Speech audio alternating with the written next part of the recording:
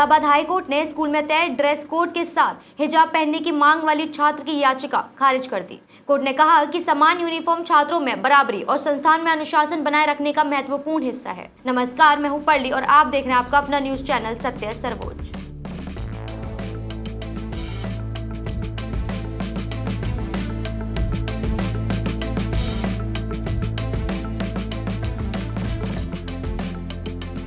Allahabad high court ने स्कूलों में हिजाब पहनने की अनुमति से जुड़े एक याचिका खारिज कर दी है।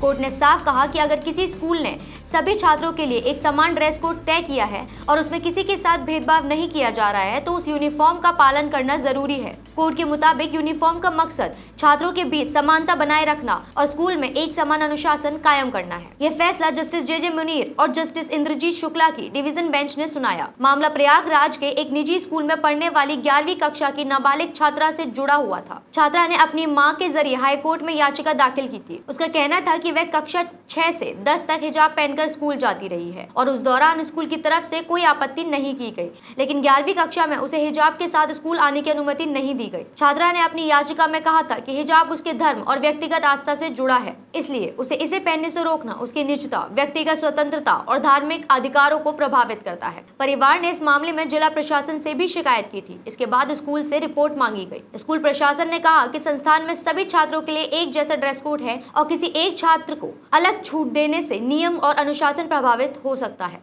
कोर्ट ने अपने फैसले में कहा कि किसी स्कूल की यूनिफॉर्म केवल कपड़ों का नियम नहीं है, बल्कि इस संस्थान की पहचान और अनुशासन का भी हिस्सा है। अगर ड्रेस कोड समान रूप से सभी छात्रों पर लागू होता है और उसका उद्देश्य भेदभाव करना नहीं है तो किसी एक छात्र या छात्रा की व्यक्तिगत पसंद के आधार पर उसमें बदलाव की मांग नहीं की जा सकती। कोर्ट ने यह भी कहा कि अगर किसी स्कूल ने पहले हिजाब या हेडस्कार्फ पहनने की अनुमति दी थी तो इसका मतलब ये नहीं है कि वह छूट हमेशा के लिए छात्र का अधिकार बन गई है। स्कूल प्रशासन अपने नियमों में बदलाव कर सकता है। फैसले में कोर्ट ने यह भी कहा कि हिजाब पहनने के सवाल को लेकर अलग अलग अदालतों में पहले भी मामला सामने आ चुका है। इलाहाबाद हाई कोर्ट ने केरल, बॉम्बे और कर्नाटक हाई कोर्ट के पुराने फैसलों का भी हवाला दिया। कोर्ट का कहना था कि जब किसी छात्र की व्यक्तिगत पसंद और संस्थान के नियमों के बीच टकराव हो तो संस्थान के अनुशासन और उसके तय नियमों को भी महत्व दिया जाना चाहिए। हिजाब विवाद की बात करें तो ये मुद्दा देश में खास तौर पर जनवरी 2022 में कर्नाटक के उडुपी से चर्चा में आया था। वहां कुछ मुस्लिम छात्रों ने हिजाब पहनकर कक्षा में बैठने की अनुमति मांगी थी। कॉलेज प्रशासन ने यूनिफॉर्म नियम का हवाला देते हुए इसकी अनुमति नहीं दी थी। इसके बाद मामला बढ़ा और दूसरे शिक्षण संस्थानों तक भी पहुंच गया। 15 मार्च 2022 को कर्नाटक हाई कोर्ट ने छात्राओं की याचिका खारिज करते हुए कहा था कि हिजाब को इस्लाम के अनिवार्य धार्मिक प्रथा साबित नहीं किया गया है और शिक्षण संस्थान अपने ड्रेस कोड को लागू कर सकते हैं। बाद में ये मामला सुप्रीम कोर्ट पहुंचा और 13 अक्टूबर 2022 को सुप्रीम कोर्ट की 2 जजों की बेंच का फैसला एक मत नहीं रहा।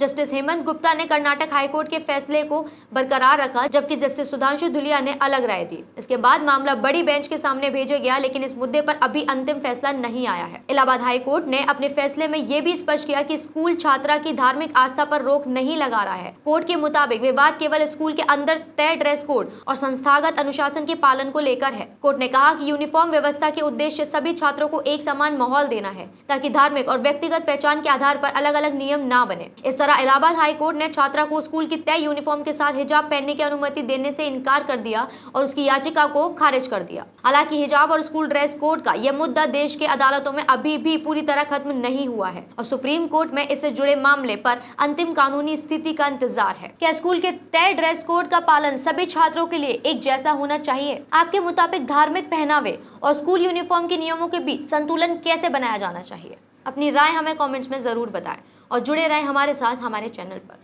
इस वीडियो को लाइक, कमेंट और शेयर करना ना भूलें। धन्यवाद। जय हिंद।